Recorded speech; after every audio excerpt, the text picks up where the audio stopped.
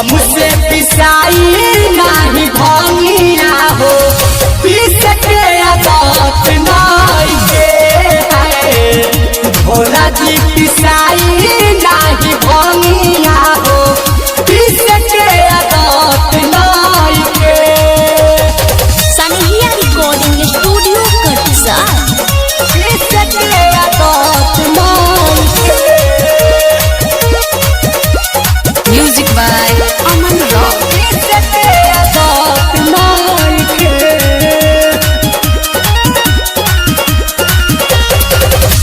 नहीं हर में पहले लड़की हम एक काम जी हवा तो मिलत नहीं खे तनिको आराम जी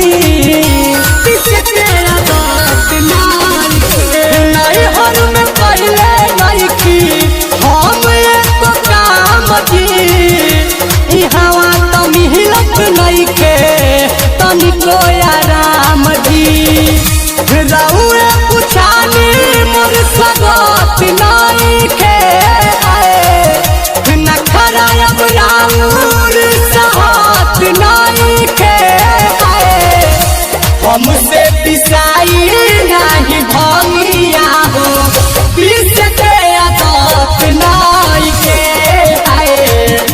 हमसे पिसाई नहीं भंगिया हो पीस के आदत नहीं के पीस के आदत नहीं के।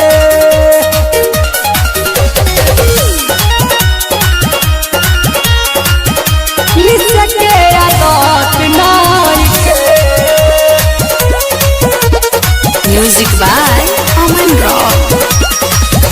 अपने तरह के बा नासा में नसाई आज ले न घर बनल ईटो ना किनाई पीस के बात अपने तरह के बा नासा में नसाई आज ले न घर बनल ईटो ना किनाई जुएला बनानी लौकत नहीं के कहला तो कही कौन बात नहीं के